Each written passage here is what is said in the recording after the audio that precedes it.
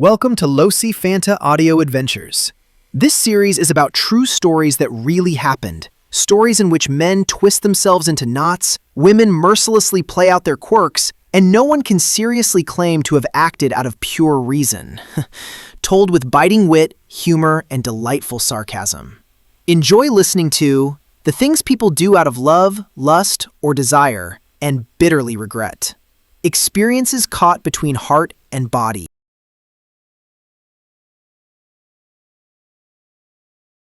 From the slopes to the sheets, straight into trauma. Ah, yes. Back then. Young, good-looking, broke, but with the self-confidence of someone who had just roasted Elon Musk at a party. We were a tight-knit crew. Part-time students, full-time nightlife terrorists. If you ever saw us on the dance floor, you knew what was about to happen. Someone was about to turn into Mr. Vane, performing a solo with a beer bottle as a microphone. And most of the time, that someone was me. Every weekend was a battlefield. Clubs, parties, sketchy kitchen raves with questionable hummus. We took it all. Our motto? Sleep is for people who need to function tomorrow morning.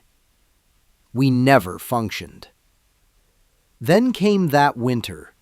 Someone, probably still slightly hungover, had the glorious idea, "Hey, guys, let's do something completely different.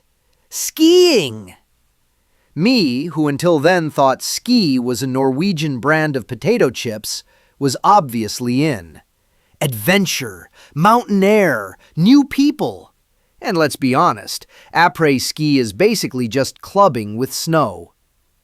So we crammed ourselves into the car, blasted an obnoxiously loud Ballerman playlist, had 3 Leberkäse sandwiches for breakfast, which we nearly reverse evacuated on a mountain hairpin turn, and headed straight for the ski resort. We rented an apartment, very romantic, 3 bunk beds, a kitchen that contained exactly 1 cooking pot, and a bathroom so small that brushing your teeth automatically rinsed the shower. Day 1. Skiing. Or, let's be honest, controlled falling with style. I looked like a Michelin man having a midlife crisis.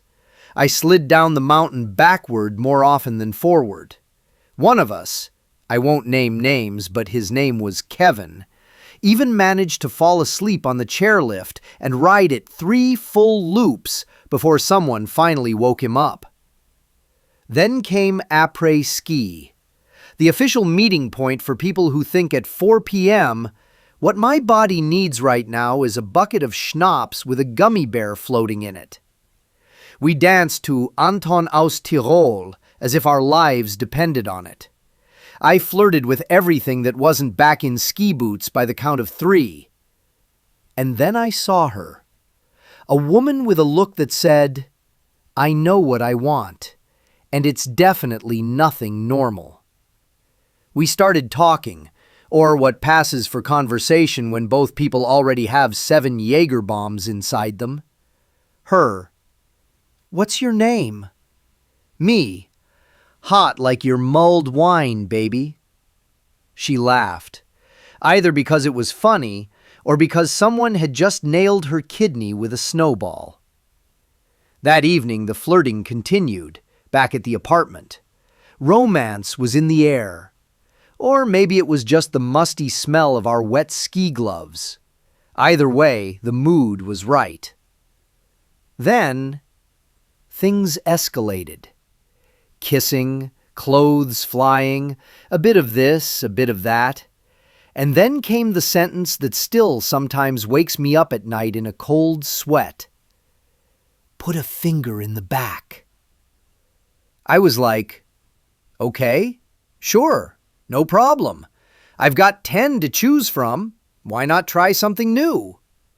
1 finger, 2, 3.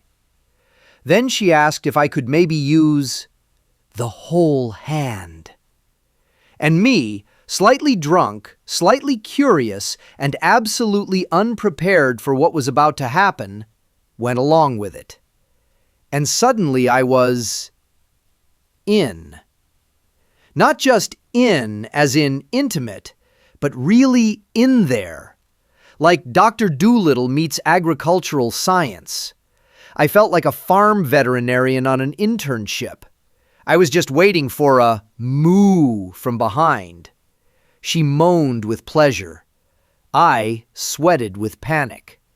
And when I finally, truly finally, pulled my hand back out, in slow motion with dramatic movie music playing in my head, it happened. Something came with it. Something that had not been invited. I looked at my hand, and I saw things that briefly made me consider cutting everything off and continuing life as a hook-handed pirate. The smell. It was as if a compost heap and a sewage plant had conceived a love child and given birth to it in my apartment. My stomach revolted. I sprinted to the bathroom, scrubbing my hand like Lady Macbeth on crack. I briefly considered eating the faucet just to escape the situation. When I came back out, she was gone. Just vanished. No note. No thank you. Not even a sorry about the agricultural exorcism. Just mild trauma and a towel that was never quite the same again. Conclusion. It was a memorable night. I gained new experiences, lost a piece of my innocence, and acquired a perfectly good excuse to never go to après-ski again. And if someone today asks me why I twitch nervously at the words 2 fingers, I just say, long story, but trust me, the mountain changed me.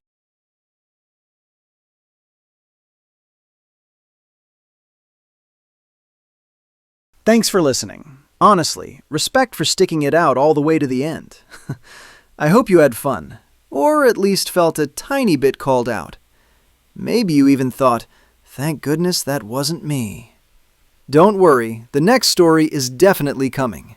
And next time, too, it'll be about the things people do out of love, lust, or desire, and later regret.